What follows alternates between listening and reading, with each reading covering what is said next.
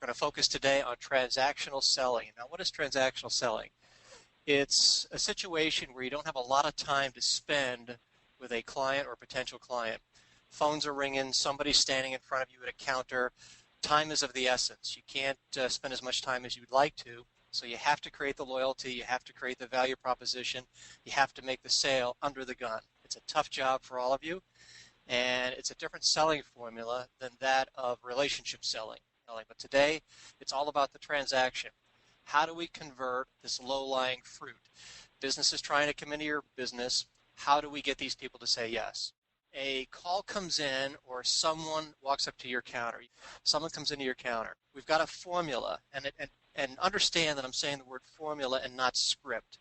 If you say the same thing over and over and over again the same way, you're making a mistake. In the early days of introducing this formula to our clients, you find that employees use it like a script, but they have to get better and more comfortable at this, so it becomes more like a conversation. So this is indeed a formula. And when I say formula, it's flexible in terms of where the client or customer wants to go, with the exception of one specific area, I should say. And I'll point that out as we go into it.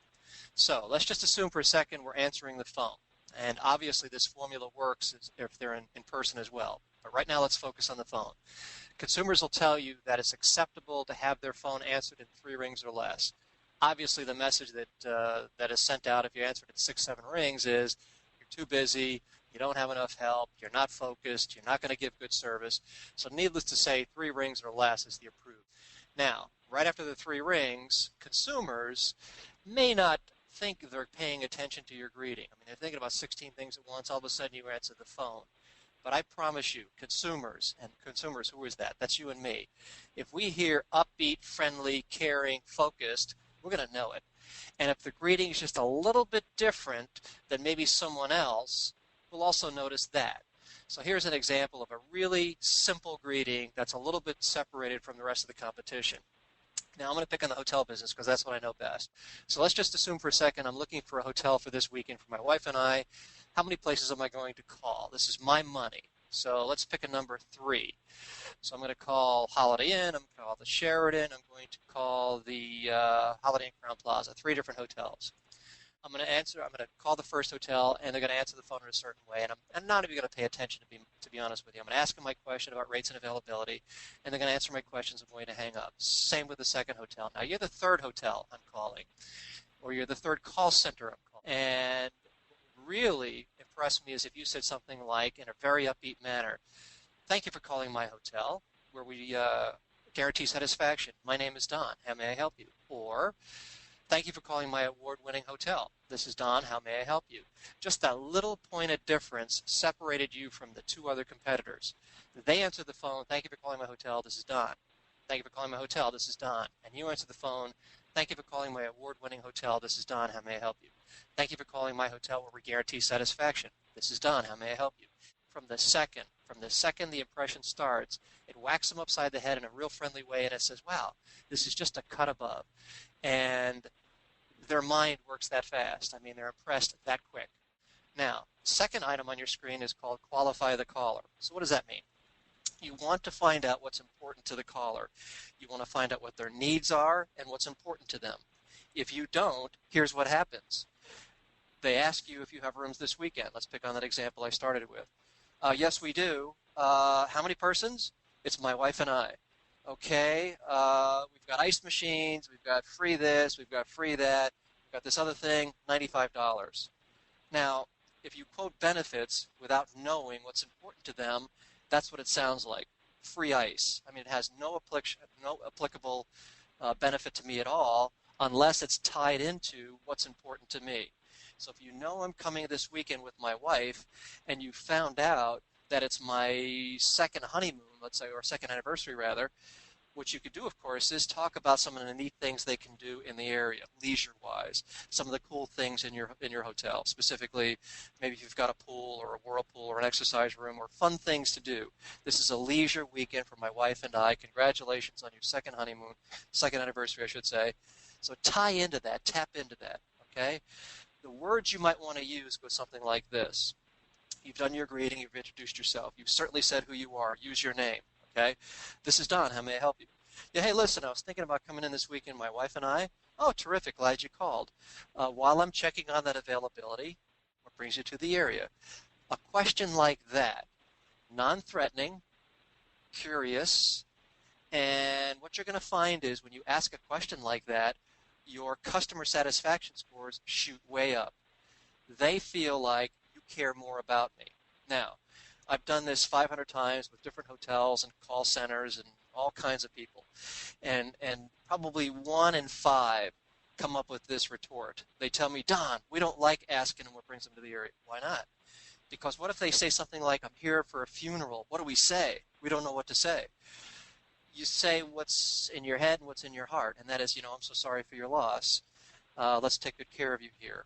And by the way, is that the funeral home so-and-so? Yeah, that's about a half a mile up the street. So again, you're tapping into why they are coming. Don't be afraid of their reason. A funeral's no reason to hide. I'm sorry for your loss. Let's take good care of you here. Just to let you know, we've got this benefit, that benefit, the other benefit. And oh, by the way, which funeral home are you going to be going to? Oh, yeah, that's 2 miles away from us. You've customized this presentation for them. Do you think another call center, another contact center, do you think another hotel is going to do that? More than likely not. I'm going to talk at the end if they do, what we're going to do about that. So find out why someone's coming. I am not telling you you have to use my words. If you like my words, use them. But use your own words. Find your way to ask that question. I always liked, while I'm checking on the availability, may I ask what brings you to the area? Why do I like that? Because it sends a signal to the caller, sends a signal to the person standing in front of me that I'm not wasting your time. The computer's going to work, and while it is, I'm taking a personal interest in you. So I like those words. They work for me. Find your words, but that's the intent. Now, you know why they're coming. You're working on 4, and you can see the word big is highlighted there. Benefits. 4 big reasons why they should stay at this hotel, your hotel, or your business. Why should they use your product or service? Now, let's pick on the hotel business again. The mistake I see you guys make is this. You focus on the bed type and little things as opposed to, we have an awesome complimentary breakfast. Let me tell you about it. We have a terrific leisure facility for you because you're coming this weekend with your wife for anniversary reasons. We have terrific corporate benefits as to why you should be at my hotel. Big, big reasons. And you shouldn't have to make these up on your own. You should have nice meetings with people that you work with your bosses and with your compatriots that you work with, and come up with the benefits that you guys feel work best for the different reasons why someone's coming. So in the early days of training, when I was at Signature, and Signature, by the way, set the standard on all of these formula items. They are the best of the best when it comes to this stuff. You can find them at www.signatureworldwide.com. They are the best at it. But when I was at Signature, when we would do the training event, we would leave the audience with 2 sets of benefit presentations, business and leisure. But what you should do in due time is to really focus on other market segments that impact your business. If you get a lot of seniors, you should have a seniors presentation. If you get a lot of families with little children, you should focus on that.